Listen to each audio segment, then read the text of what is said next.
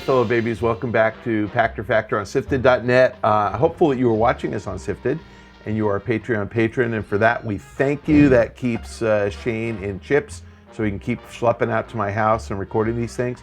If you aren't a patron on Patreon and you're watching on YouTube, please try to remember to link your Amazon Prime account to your Twitch account. We get $2.50 a month for that, which is actually even better than a Patreon subscription.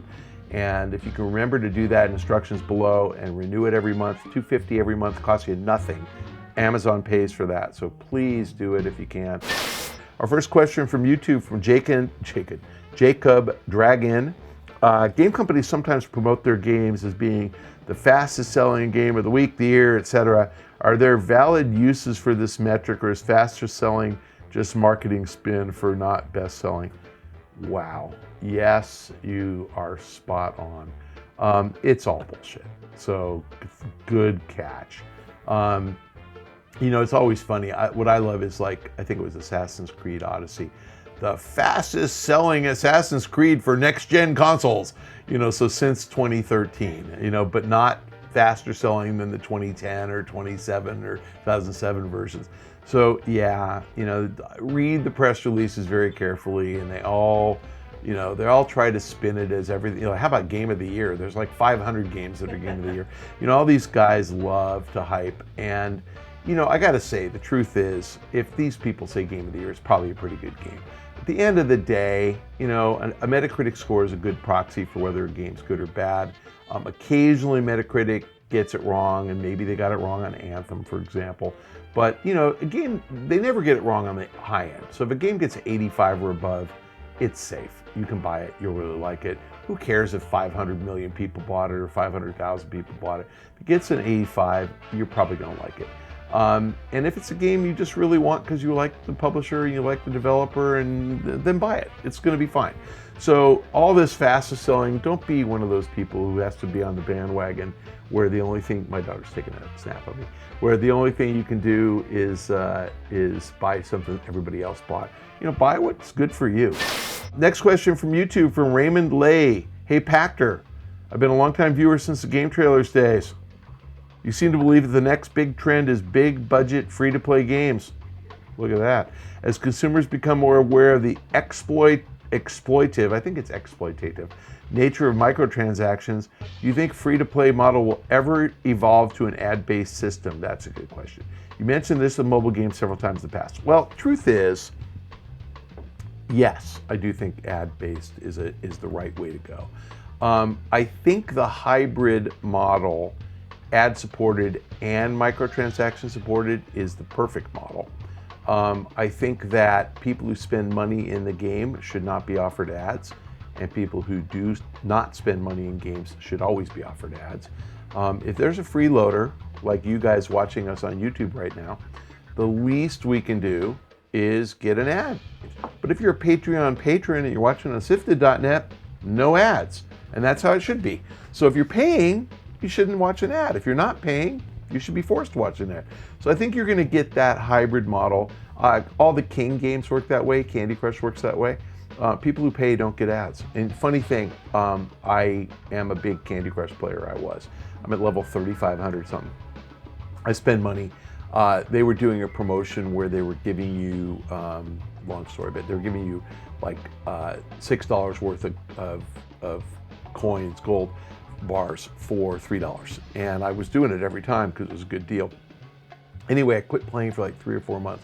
I never saw an ad once the whole time I was playing the game. I quit playing for 3 or 4 months, and my kid asked me recently, what level are you on? Because her friends were over. And I said, gee, I think 3,500. I loaded it up and I got an ad. I haven't been there in 4 months. So it identified me as somebody who hasn't spent money in 4 months, and I got an ad, and I'm like, good for them. I deserve that. So yes, I think that if you are consuming entertainment that costs money for someone else to create, they deserve to be compensated, period. I just think that's fair. I know that you little twerps out there who aren't following me on Twitter and don't subscribe to Patreon and aren't linking your Amazon accounts, you're just twerps, think everything should be free and screw it, but that's just not how it works. And if you get your content for free, if the producer of the content doesn't get paid, they can't afford to keep making content. So, those of you who bitch and moan about free-to-play games, okay, it's free. If you don't like it, don't play it. If you like it, then suffer through an ad. I'm not suggesting you should spend money in the game. Don't if it doesn't make sense. But you should suffer through an ad. And the fact is, if you steal somebody's content, if you steal music, then you should be penalized for that. And if you get it for free, you should tough it out and sit through an ad, because the guy who creates it needs to get paid. Otherwise, he can't afford to feed his family and keep coming back to work every day and create content you love. So thieves, you're twerps, I don't like you. People who suffer through ads, God bless you. That's capitalism. That's what makes America great. All right, our next question from YouTube, from Crystal Keyframes. How successful do you believe Dreams will be financially? Media Molecule has a special place in my heart. I remember meeting those guys before Little Big Planet came out, and I honestly didn't know them at all. And I met Alex Evans and Siobhan Reddy and got a dozen people on the team. And I just like them. I mean, they're just like down-to-earth, great people. And I remember how infectiously enthusiastic they were about Little Big Planet. And what year was that, like 06 maybe? Yeah. That came out, something like that. My kids are 19 in 2019, they just turned 19. They were 6 in 06. And I remember them, so I met them in 04 or something, and they were telling me about how great the game was gonna be. And that is the first game that my children and I played together, where they had controllers, I had controller, and we played together, and they played with each other, and I played with them. And they have a little tiny diamond in my heart. I just love them. It's like one of the most fun things I've ever done with my kids. My daughters still talk about that game. And we played Little Big Planet 2, and obviously we moved on to playing Guitar Hero and Rock Band and lots of Nintendo games, but that was the first game we played as a family. Oh my God, I love those guys. So the answer is, how successful will Dreams be financially? God, I hope it makes $5 billion. It's probably not going to. And the reason is that, unfortunately, Media Molecule makes art that is really great, but it's not like hardcore gamer kind of great. I mean, I actually think Little Big Planet was one of the most hardcore games I've ever seen, but it was still kind of an approachable, family-friendly game. And my favorite thing about that was when they had the build your own environment, and somebody did the whole Super Mario World build. I mean, that was the most amazing. And they had to take it down because they violated copyright. Most amazing thing I've ever seen. These guys are so creative. Yes, I think Dreams will be phenomenal. And yes, I think it will get 90 kind of review scores. But no, probably not financially successful, because gamers have moved on where they want battle royale. They want to kill everything that moves. They want sword fighting. They want shooters. They want, ninja. And so the only way I think Dreams is a huge success financially is if Ninja spends all his time playing it and talking about it. I don't think most players are willing to invest that kind of effort. I mean, I think players want something that they can turn on and it works and they don't have to do anything. Look, I'll be honest, I'm as guilty of this as anybody. I'm not a Fortnite player because I freaking can't stand the building component of it. But I get why people love it, right? And I get why people love building structures they can hide in or hide from others or shoot from above. I mean, I get it. I just freaking hate it. I can't do it. It's too hard. It's too much to concentrate on. So everybody's different. I'm not the kind of guy who wants to build levels, but my God, I loved unlocking stuff other people built. That's where I think Dreams will be cool.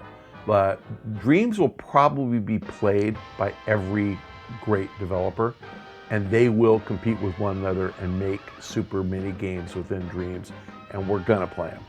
But I don't think the thing's selling, 25 million copies. I think it's selling 3. And that'll be fine. And so Media Molecule guys, think about Media Molecule the way you think about filmmakers. Look at the last several Academy Award winning films. They're all pretty small budget films that are just works of art. And that's what makes games great, when they're works of art. It's wonderful when you get a work of art like God of War, and it also is super financially successful. So props to that team. But I'd say the same of Spider-Man. I'd say the same of Uncharted and Last of Us. But, you know, this one is not going to be a commercial success the way God of War was. I don't see it. And again, I think it's because these guys they make games that are just ridiculously fun, but have a niche kind of appeal. Next question, or last question this week from YouTube, from KJM. Some recent patents have hinted at VR capabilities for Switch. Do you think Nintendo VR will ever happen, or was the Virtual Boy too hard a lesson? I think it could. You know, I don't think the Switch has enough power to run real VR. It's possible, you know, that they could put a Switch headset, you know, where the Switch is the VR device. Sure. You know, so you make it much like the phone. It's definitely powerful enough, you know, just as powerful as a HTC phone is. So maybe, I think VR is a fad. You know, I think it's something that is not yet a real business, and it probably will be a real business when it is affordable for everybody and approachable for everybody, meaning untethered. We're just not there yet. So VR kind of got a lot of hype because Oculus had all that money and sold for all that money, and Facebook put a lot into it. But, you know, I just don't think it's really a mass market product yet. And, you know, I think there are some cool VR games. Astrobot, cool, like, play it. It's really well done. PlayStation VR. But, you know, I'm sure Nintendo will noodle around and try, and honestly, their IP is amazing, and they'll come up with something. And if it's Switch, there's a Switch headset, knowing Nintendo, it'll be a 50-cent piece of plastic that they charge $150 for, and you'll have this big old thing with the Switch in front of your eyes, and I have no idea how it'll work, but it'll be fun. If they make the headset an extra $150, no, it's not going to work. If they make it 50 cents so everybody has one, or they ship it with the game, yes. The problem is making it an extra purchase. You know, it's like Labo. It's like you needed to buy something extra, and that thing was a complete flop, even though it was cool. Labo, the problem with Labo was if you have dogs or small children, it was going to get chewed up, so it didn't make any sense. Thank you for joining us on this week's Pachter Factor, and if you're watching on SIFTD, thank you for your patronage on Patreon. If you're not watching on SIFTD, please link your Amazon Prime account to your Twitch account. It's easy. Instructions are below. We get $2.50 per month every month that you resubscribe, and it's a one-click once you set it up. So please set it up. It's the least you can do. That will help Shane eat and feed his family and pay for gas to get out here on a Saturday. So please do that. If you can't do any of that, at a minimum, I'm going to guilt you into this. Follow me on Twitter at Michael Pachter. Follow Shane at DinFire. Follow SIFTD at SIFTD Games. And let us know if I don't respond to your tweets. Tweet me more than once. I'm not getting all my notifications. I can't figure out why. But let me know. Keep it up until I respond. I promise I will respond to you. Thanks for joining us. We'll see you next week.